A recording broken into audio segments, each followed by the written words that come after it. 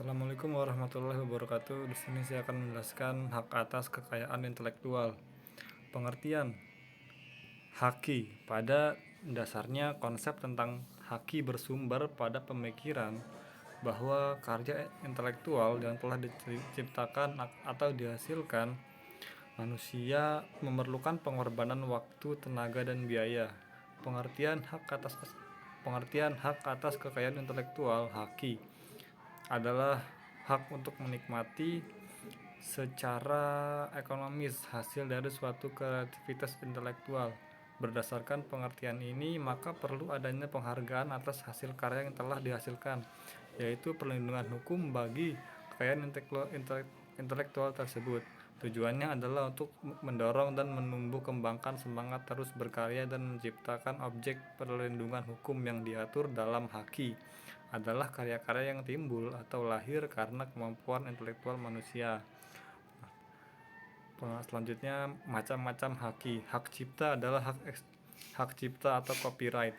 Hak cipta adalah eksklusif pengertian yang timbul secara otomatis berdasarkan prinsip deklaratif setelah suatu ciptaan diwujudkan dalam bentuk nyata tanpa mengurangi pembatasan sesuai dengan ketentuan peraturan perundang-undangan. Kedua, hak kekayaan industri, industrial property rights. Hak kekayaan industri yang mencakup paten, desain industri, merek, penanggulangan praktik persaingan curang, repression of unfair competition, desain tata letak sirkuit terpadu, layout design of integrated circuit, rahasia dagang. Selanjutnya, fungsi dan pentingnya haki. Satu, sebagai perlindungan hukum terhadap pencipta dan karya ciptanya. Jika Anda mendaftarkan suatu karya ke haki, maka secara otomatis Anda dan karya tersebut akan mendapatkan perlindungan hukum.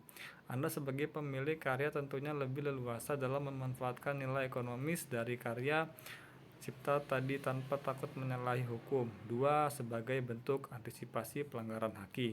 Pendaftaran hak cipta kerja haki juga membuat Anda memiliki landasan yang kuat untuk melawan orang-orang yang menggunakan karya Anda secara ilegal.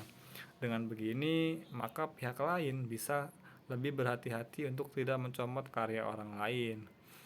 3. Meningkatkan kompetisi dan memperluas pasar. Tidak setiap orang mampu mengeluarkan kreativitas untuk menghasilkan karya.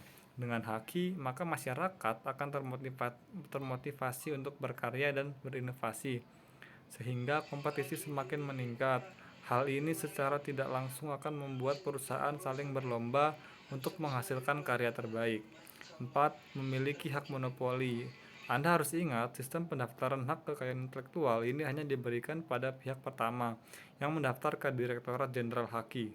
Jadi, selagi produk Anda masih baru dan memiliki potensi yang bagus, maka harus segera didaftarkan. Pendaftaran sejak awal ini juga bisa membuat Anda memiliki hak monopoli untuk melarang pihak lain menggunakan haki Anda tanpa izin. Biaya haki. Sayangnya untuk mendapatkan cipta intelektual ini, kita memang harus mengeluarkan sejumlah uang sebagai jasa pengurusan. Biaya pendaftaran merek berdasarkan PP nomor 28 tahun 2019. Dapat dilihat pada laman dgip.go.id. Dilansir, formulir dan format untuk sekali permohonan dikenai biaya 200.000 per permohonan. Sekian dari saya, dan wassalamualaikum warahmatullahi wabarakatuh.